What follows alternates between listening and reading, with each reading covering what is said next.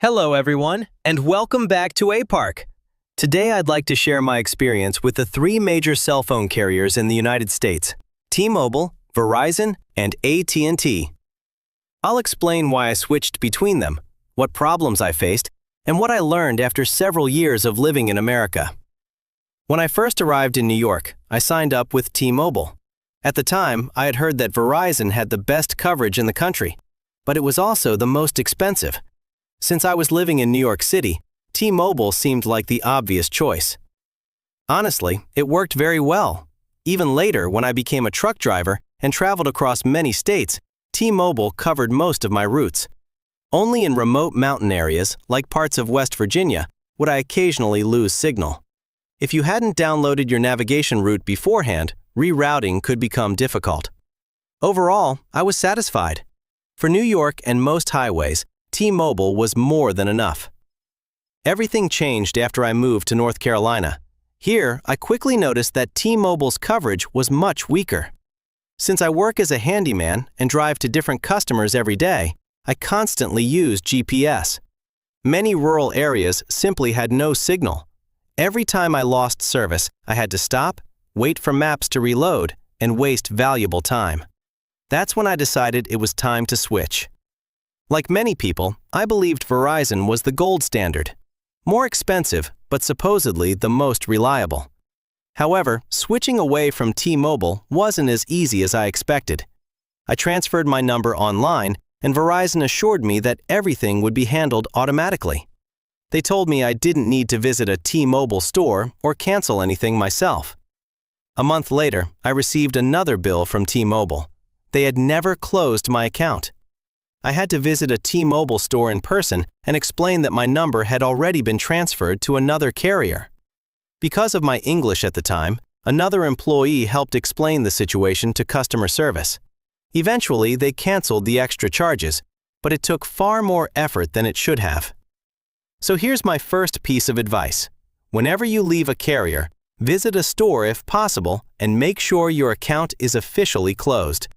Don't assume everything happens automatically. Then I became a Verizon customer. Unfortunately, my first impression wasn't very good. The employee helping me seemed inexperienced.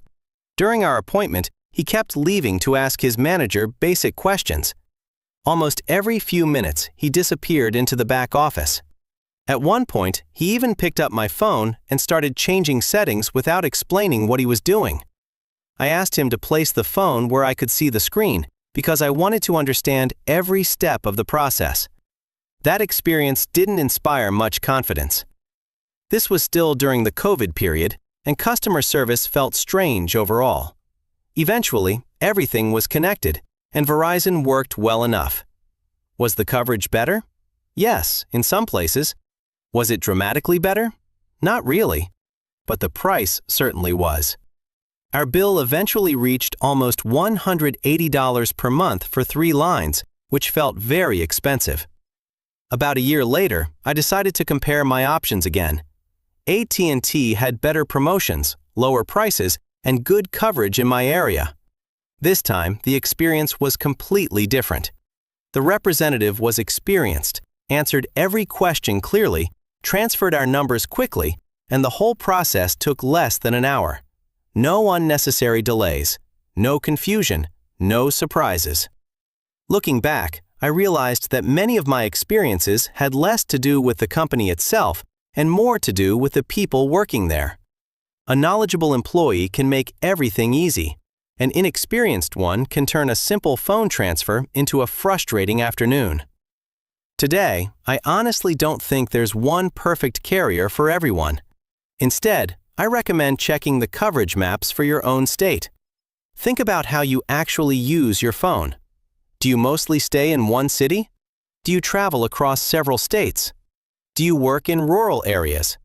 These questions matter much more than advertising. Another important point is that every major carrier now has smaller prepaid brands using the same networks. Many of these companies offer very similar coverage for much lower prices. If you're willing to compare plans, you can easily save over $1,000 a year on mobile service alone. That's real money. So don't be afraid to switch if you're unhappy. Compare prices, compare coverage, and choose the carrier that works best for your lifestyle, not the one with the biggest commercials. I hope my experience helps someone avoid the same mistakes.